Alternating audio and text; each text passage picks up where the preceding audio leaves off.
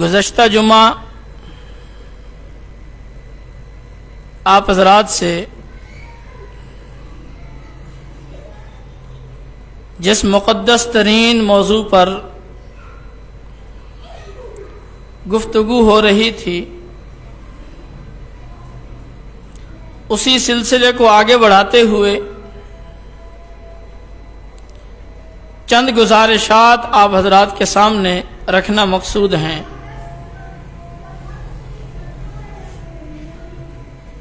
یاد رکھیں، قرآن پاک جناب نبی کریم صلی اللہ علیہ وسلم کے ساتھیوں، آپ کے اصحاب کی تعریف کے اندر، آپ کی مدح کے اندر بھرا پڑا ہے۔ قرآن کریم کا ہر پارہ حضور پاک علیہ الصلاۃ والسلام کے صحابہ کی مدح اور تعریف بیان کرتا ہے۔ حضور کے صحابہ کوئی عام شخصیات نہیں ہیں،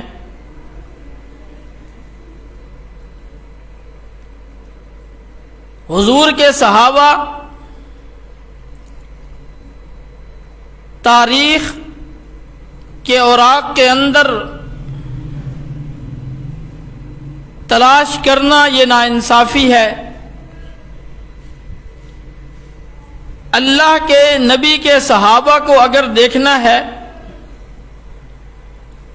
اللہ کے نبی کے صحابہ کو اگر پرکھنا ہے تو ان کو قرآن کے ترازو میں تولیں، تاریخ کے ترازو میں نہیں، قرآن کے ترازو میں تولیں، پھر آپ کو پتہ چلے گا کہ نبی کے صحابہ کیا چیز ہے۔ قرآن پاک میں اللہ رب العزت نے آیت شروع فرمائی، محمد الرسول اللہ، محمد صلی اللہ علیہ وسلم اللہ کے رسول ہیں۔ بات اللہ کے رسول کی ہو رہی ہے، لیکن ساتھ ہی اللہ رب العزت نے جناب نبی کریم صلی اللہ علیہ وسلم کے صحابہ کی مدح اور تعریف شروع کر دی۔ محمد الرسول اللہ، محمد صلی اللہ علیہ وسلم اللہ کے رسول ہیں، یعنی جو اللہ کے نبی کو رسول مانتا ہے وہ آگے آنے والی جو اصحاب کی اوصاف ہیں، ان کی تعریف ہے، ان کو بھی مانے گا۔ صحابہ کی تعریف ماننی پڑے گی۔ جو محمد صلی اللہ علیہ وسلم کو اللہ کا رسول مانتا ہے، جو اللہ کے نبی کو اللہ کا رسول نہیں مانتا، اس سے ہماری بات ہی نہیں ہے کہ وہ صحابہ کو مانے یا نہ مانے، صحابہ کی مانے یا نہ مانے، ان سے ہماری بات نہیں۔ ہماری بات ان لوگوں سے ہے جو اللہ کو اللہ کا رسول مانتے ہیں، اللہ کے رسول کو اللہ کا رسول مانتے ہیں، ان سے ہماری گفتگو ہو رہی ہے۔ فرمایا والذین معہ اشداء علی الکفار،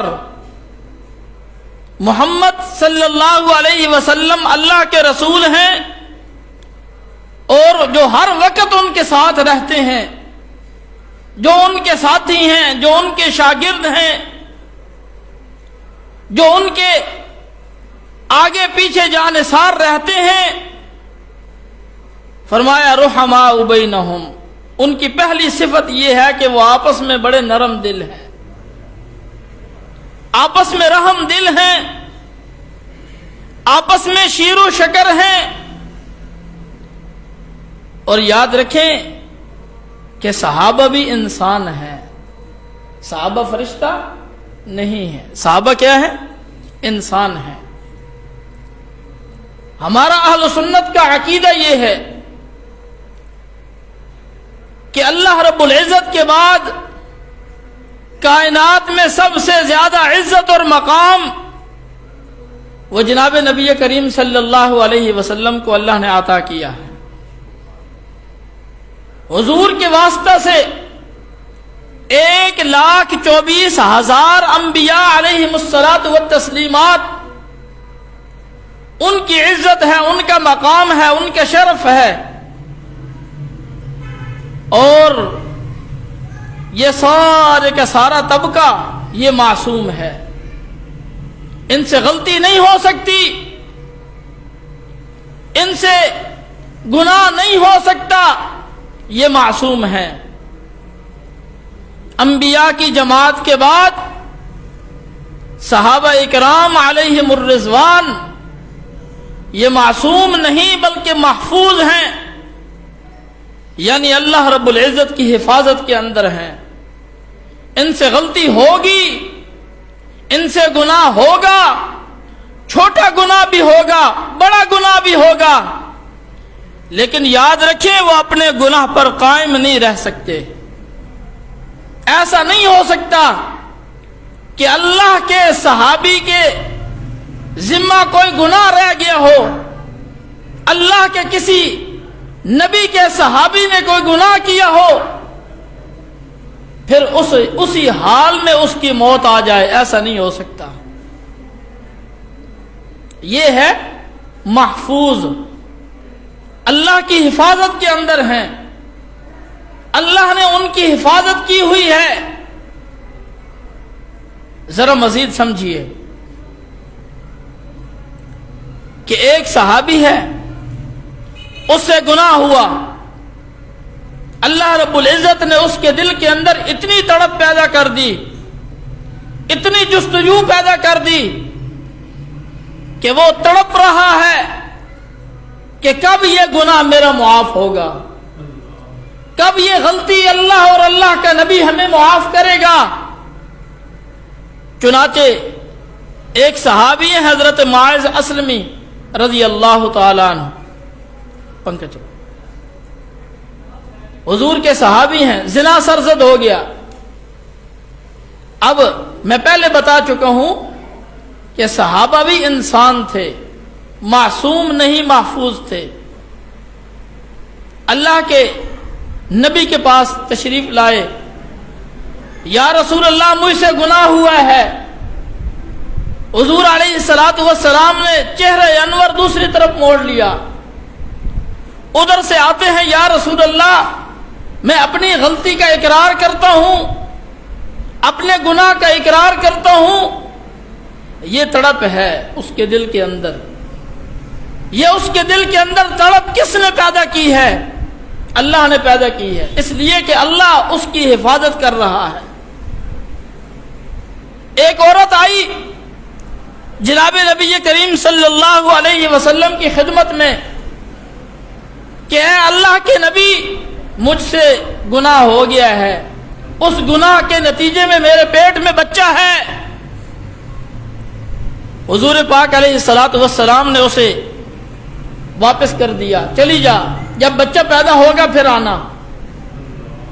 اب دیکھیں حضور نے کوئی ضمانت نہیں مانگی، نہ کوئی شخصی ضمانت، نہ کوئی عددی ضمانت کہ مجھے ضامن بنا کر دو کہ تم دوبارہ واپس آؤ گی اپنے گناہ کو معاف کروانے کے لیے۔ حضور نے کوئی ضامن نہیں مانگا، حضور نے فرمایا چلی جا، جب بچہ پیدا ہوگا پھر آنا۔ کیوں؟ حضور کو پتا ہے جو تڑپ ابھی اس کو میرے دربار میں لائی ہے، بچہ پیدا ہونے کے بعد وہی تڑپ دوبارہ میرے پاس لے کر آئے گی۔ یہ تڑپ ہے صحابہ کے دل کے اندر، گناہ ہو گیا ہے، شدت کی تڑپ ہے کہ یہ گناہ کب مجھ سے معاف ہوگا۔ اللہ اکبر۔ تو یہ تڑپ دراصل اللہ رب العزت کی حفاظت ہے. ہم میں سے کئی اس دنیا سے چلے گئے ہیں اور اپنے ساتھ چھوٹے گناہ بھی لے کر گئے ہیں، بڑے گناہ بھی لے کر گئے ہیں. کسی گناہ پر توبہ کر لی ہے، کسی گناہ پر توبہ نہیں کی، لیکن کوئی اللہ کا نبی کا صحابی ایسا نہیں کہ جو اپنا گناہ اپنے ساتھ لے کر گیا ہو. ایسا نہیں ہو سکتا.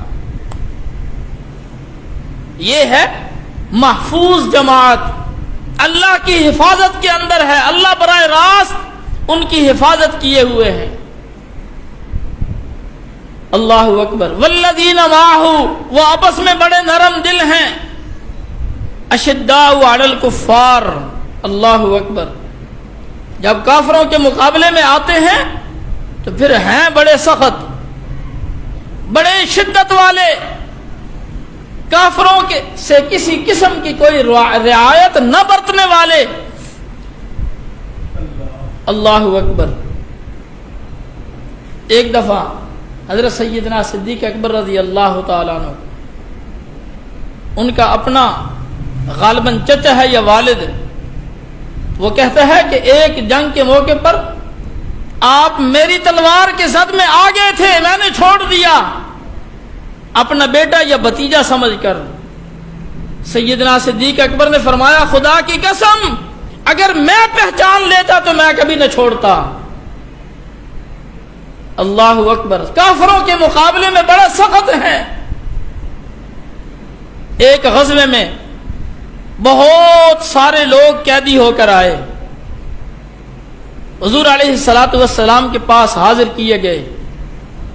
حضور نے صحابہ سے پوچھا ان قیدیوں کے ساتھ کیا کرنا چاہیے.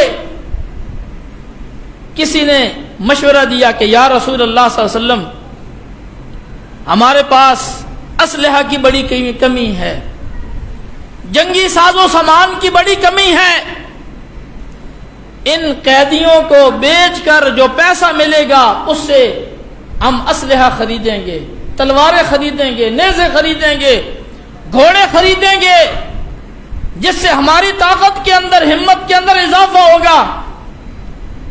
کسی نے کوئی مشورہ دیا، کسی نے کوئی مشورہ دیا. جناب سیدنا فاروق اعظم رضی اللہ تعالی عنہ، حضور پاک علیہ الصلوۃ والسلام نے عمر فاروق سے پوچھا اے عمر تم کیا کہتے ہو ان قیدیوں کے بارے میں، کیا کیا جائے؟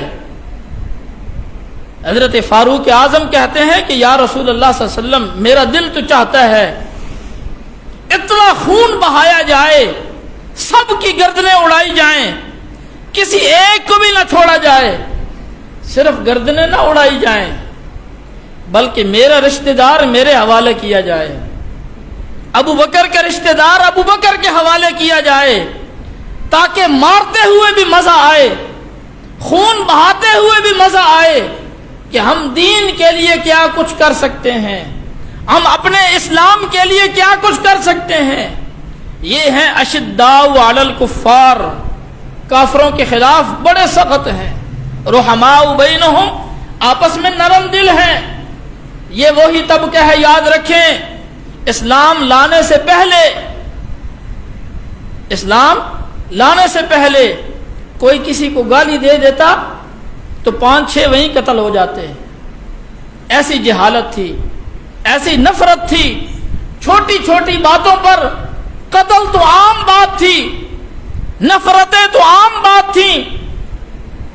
لیکن جب جناب نبی کریم صلی اللہ علیہ وسلم کے غلام بنے، آپ کے شاگرد بنے، تو پھر یہ آپس میں اندر بڑے نرم دل ہوئے. رحماء بینہم. ایک غزوے میں ایک زخمی پڑا ہوا ہے اور زخمی حالت میں پانی مانگتا ہے. جب اس کا رشتہ دار پانی لے کر پہنچتا ہے، اس کے قریب آتا ہے، تو قریب ہی پڑے ہوئے ایک اور صحابی کی آہ نکلتی ہے. وہ بھی پانی مانگتا ہے، یہ کہتا ہے مجھے ضرورت نہیں، میرے بھائی کو دے جائے. اللہ اکبر. جب یہ پانی لے کر اس کے پاس پہنچتا ہے تو اس کے قریب پڑا ہوا ایک اور زخمی وہ پانی طلب کرتا ہے، وہ دوسرا زخمی کہتا ہے کہ مجھے اتنی طلب نہیں، میرے بھائی کو زیادہ ضرورت ہے، اس کے پاس لے جا۔ جب یہ پانی لے کر اس کے پاس پہنچتا ہے، وہ شہید ہو چکا ہوتا ہے۔ واپس دوسرے کے پاس آتا ہے، وہ شہید ہو چکا ہوتا ہے۔ واپس پہلے کے پاس آتا ہے، وہ بھی جاں بحق ہو چکا ہوتا ہے۔ یہ ہے آپس میں اندر نرم دل، رحماء بینہم اشداء علی الکفار رحماء بینہم۔ فرمایا تراہم رکعا سجدا، یہ ان کی آپس کی نرمی اور کافروں کے خلاف سخت ہونا، یہ کسی دنیاوی لالچ میں نہیں ہے، کوئی دنیاوی لالچ نہیں، کوئی مال و زر کی طلب نہیں، کوئی دکھاوا نہیں، بلکہ صرف اور صرف اللہ کی رضا مقصود ہے کہ ہمارا رب راضی ہو جائے کہ ہم آپس میں نرم دل ہیں، ہمارا رب راضی ہو جائے کہ ہم کافروں کے خلاف بڑے سخت ہیں۔ تراہم رکعا سجدا، تو دیکھے گا ان کو، کبھی تو وہ رکوع کیے ہوئے ہیں، کبھی سجدے کی حالت میں، کبھی رکوع کی حالت میں، ہمیشہ ان کو عبادت کے اندر اللہ کو راضی کرنے کی فکر میں تو دیکھے گا۔ اللہ اکبر، یہ ہے صحابہ۔ سیماہم فی وجوہہم من اثر السجود، ان کی پیشانیوں پر سجدوں کے اثر دیکھے گا، اتنی کثرت سے سجدے کرتے ہیں، اتنی زیادہ اللہ کے سامنے گڑ گڑاتے اور روتے ہیں، اپنی پیشانیاں رگڑتے ہیں اللہ کے سامنے کہ پیشانیاں رگڑ رگڑ کر ان کے پیشانیوں پر سجدوں کے آثار پڑ جاتے ہیں۔ اللہ اکبر، سیماہم فی وجوہہم من اثر السجود۔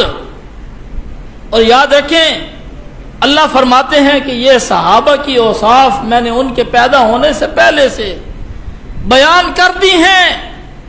یا اللہ کب بیان کی ہیں؟ فرمایا یہ صرف قرآن میں صحابہ کے اوصاف نہیں ملیں گے آپ کو، یہ حضور کی حدیثوں میں صحابہ کے اوصاف نہیں ملیں گے، بلکہ صحابہ کے اوصاف ڈھونڈنے ہیں تو تمہیں انجیل دیکھنی پڑے گی، وہاں بھی صحابہ کے اوصاف آپ کو نظر آئیں گے۔ تمہیں تورات دیکھنی پڑے گی، حالانکہ حضور کے پیدا ہونے سے پہلے، صحابہ کے پیدا ہونے سے پہلے یہ کتابیں اس دھرتی پر آ چکی تھیں، لیکن اللہ رب العزت نے اس وقت ان لوگوں کو بتایا کہ میرا آخری نبی آئے گا، اس پر جان دینے والے یہ لوگ ہوں گے، میرا آخری نبی آئے گا، اس کے جانثار یہ اوصاف والے ہوں گے۔ یہ اللہ رب العزت نے تورات اور انجیل کے اندر پہلے بتا دیا تھا۔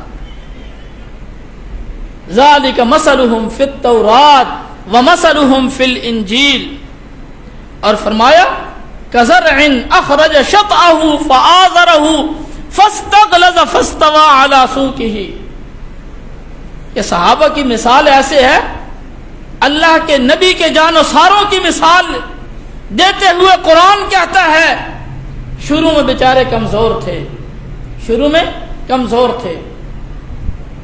سب سے پہلے اسلام لانے والے کتنے ہیں؟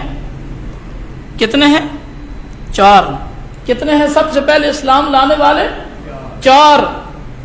پھر دار ارقم میں کتنے ہوئے؟ 40۔ پھر یہ تعداد بڑھتی گئی، شاب ابی طالب میں یہ تقریباً 80 کے قریب پہنچے، اور جب جناب نبی کریم صلی اللہ علیہ وسلم اس دنیا سے پردہ فرما رہے تھے، 1,24,000 جانثار تھے پیارے آقا کے۔ اللہ اکبر، شروع میں کمزور تھے، 4 سے شروع ہوئے، ایسے کمزور تھے، اللہ مثال دیتا ہے جیسے زمین کو نرم کیا جائے، اس کے اندر بیج ڈالا جائے، تھوڑے عرصے کے بعد اندر سے چھوٹی سی کونپل نکلتی ہے، بالکل کمزور سی کونپل زمین کے اندر سے نکلتی ہے۔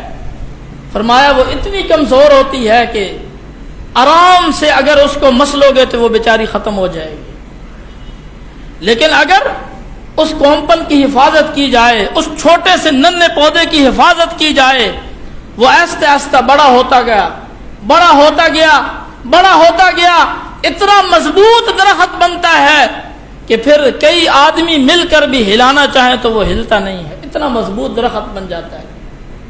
فرمایا کہ میرے نبی کے صحابہ کی مثال ایسے ہی ہے، جب وہ بیچارے مکہ میں تھے، کوئی ادھر سے تھپڑ مارتا، کوئی ادھر سے تھپڑ مارتا، کوئی ادھر سے تنگ کرتا، حضور کے پاس شکایت لے کر پہنچتے، یا رسول اللہ یہ ہمارے جو آقا ہیں جن کے ہم غلام ہیں وہ ہمیں بڑی تکلیف دیتے ہیں، بڑا مارتے ہیں۔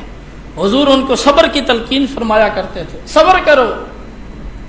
لیکن جب یہ درخت صحابہ کا بڑا ہوتے ہوتے ہوتے مدینہ میں پہنچا، پھر بدر کے میدان میں پہنچا، انہوں نے ان کو شکست دی۔ احد کے میدان میں پہنچا، شکست دی۔ خندق کے میدان میں پہنچا، شکست دی۔ پھر یہ خیبر کے میدان میں پہنچا، یہ درخت اتنا مضبوط ہو چکا تھا اب یہ کافروں سے ہلنے والا نہیں ہے، اتنا مضبوط درخت بن گیا تھا۔ اللہ اکبر۔ پھر قرآن کیا کہتا ہے؟ کزرع اخرج شطأہ فآزرہ فاستغلظ فاستوى على سوقه يعجب الزراع ليغيظ بهم الكفار۔ اللہ قرآن کے اندر صحابہ کی مثال دیتے ہوئے ارشاد فرماتے ہیں، یہ جیسے گندم کی فصل لگی ہوئی ہو اور وہ فصل پک جائے، بڑی خوبصورت لگتی ہے جب فصل کے کنارے سڑک پر کھڑے ہو کر جب دیکھا جائے تو بڑی خوبصورت لگتی ہے، لیکن یاد رکھیں یہ خوبصورت کن کو لگتی ہے؟ جو اپنے ہمدرد ہوتے ہیں ان کو اچھی لگتی ہے۔ میری بات سمجھ رہے ہیں؟ جو ہمدرد ہوتے ہیں ان کو اچھی لگتی ہے کہ یہ میرے چاچو کی فصل ہے، بڑی خوبصورت لگ رہی ہے، یہ میرے مامے کی فصل ہے، یہ بڑی خوبصورت لگ رہی ہے، یہ میرے فلاں رشتہ دار کی فصل ہے، کیا بات ہے، بڑی خوبصورت لگ رہی ہے۔ لیکن جو دشمن ہوتے ہیں ان کو چبھتی بھی ہے۔ یہ میں نہیں کہہ رہا، قرآن کہہ رہا ہے، جو دشمن ہوتے ہیں ان کو چبھتی بھی ہے۔ دشمنی ماموں سے، دشمنی چاچو سے، لیکن رات کے وقت اندھیرے کے اندر جا کر فصل کو آگ لگا دینا، یہ کس کا کام ہوتا ہے؟ یہ دشمن کا کام ہوتا ہے۔ جو اس فصل سے جل رہے ہوتے ہیں ان کا کام ہوتا ہے کہ وہ فصل کو آگ لگا دیتے ہیں، ان سے برداشت نہیں ہوتا۔ جناب نبی کریم صلی اللہ علیہ وسلم نے صحابہ پر اتنی محنت کی، اتنی محنت کی، ان کو ایمان کا پانی لگایا، ایمان کی کھاد لگائی، ایک فصل تیار کی۔ پیارے آقا کو بخار آ گیا، کئی دن بخار رہا۔ جس دن پیارے آقا فوت ہو رہے ہیں، اس دنیا سے تشریف لے جا رہے ہیں، اس دن حضور علیہ الصلوۃ والسلام نے اپنے کمرے کا دروازہ کھولا، صحابہ نماز پڑھ رہے ہیں، سیدنا صدیق اکبر نماز پڑھا رہے ہیں، حضور علیہ الصلوۃ والسلام دروازے پر کھڑے ہیں اور مسکرا رہے ہیں، خوش ہو رہے ہیں کہ یہ میری ساری زندگی کی محنت ہے، یہ میری ساری زندگی کی محنت ہے جو اپنے پاؤں پر کھڑی ہو چکی ہے، یہ میری فصل ہے۔ حضور خوش ہو رہے ہیں، لیکن کچھ لوگ ان کو دیکھ کر جل رہے ہیں، کچھ جلنے والے بھی ہوتے ہیں کہ یہ اپنے پاؤں پر کیوں کھڑے ہو گئے؟ ہم بدر میں آئے ان کو ختم کرنے کے لیے، ہم احد میں آئے ان کو ختم کرنے کے لیے، ہم خندق کے میدان میں آئے کہ یہ فصل ختم ہو جائے، ہم خیبر میں آئے ان کو ختم کرنے کے لیے۔ حنین کا معرکہ ہوا، وہ چاہتے تھے کہ صحابہ کو شہید کر دیا جائے، ختم کر دیا جائے، لیکن وہ ختم نہ کر سکے۔ یہ حضور کی بنائی ہوئی فصل تھی، یہ حضور کی محنت تھی ساری زندگی کی۔ حضور تو خوش ہو رہے ہیں، لیکن کچھ جلنے والے جل رہے ہیں اور آج تک جلتے ہوئے آ رہے ہیں، اور مختلف طریقوں سے ان پر حملہ کرنے کی کوشش کرتے ہیں، بند کمروں کے اندر بیٹھ کر عدالت لگا کر ان پر حملہ کرنے کی کوشش کرتے ہیں۔ حضور ہمیں سبق دے کر گئے ہیں، اللہ فی اصحابی لا تتخذوہم من بعدی غرضا، اللہ کی قسم میرے بعد میرے صحابہ کو نشانہ نہ بنانا، اور فرمایا لا تسبوا اصحابی، میرے صحابہ کو گالیاں نہ دینا، من سب اصحابی فقولوا لعنت اللہ علی شرکم، جب تم دیکھو کہ کوئی بندہ میرے صحابہ کو گالیاں دے رہا ہے تم اس پر لعنت بھیجو، اس پر کیا بھیجو؟ लानत भेजो। कौन कह रहा है? ये मेरा नबी कह रहा है। मन सब्बा अस्हाबी, जो मेरे सहाबा पर लानत करे, मेरे सहाबा को गालियां दे, फकूलू, तो तुम कहो, लानतुल्लाहि अला शर्रिकुम, लानत हो तुम्हारी इस बकवास पर, लानत हो तुम्हारी इस बकवास पर। उन पर लानत की अल्लाह के नबी ने और कहा कि तुम भी लानत करो। अल्लाह अकबर। ये मेरे सहाबा हैं, ये मेरे नबी के सहाबा हैं, इनके साथ मोहब्बत करना ये ऐन ईमान है, याद रखें, ऐन ईमान है। अल्लाह रब्बुल इज़्ज़त नबी अलैहिस्सलातु वस्सलाम के साथ, नबी के सहाबा के साथ मोहब्बत और उल्फत नसीब फरमाए। सुन्नत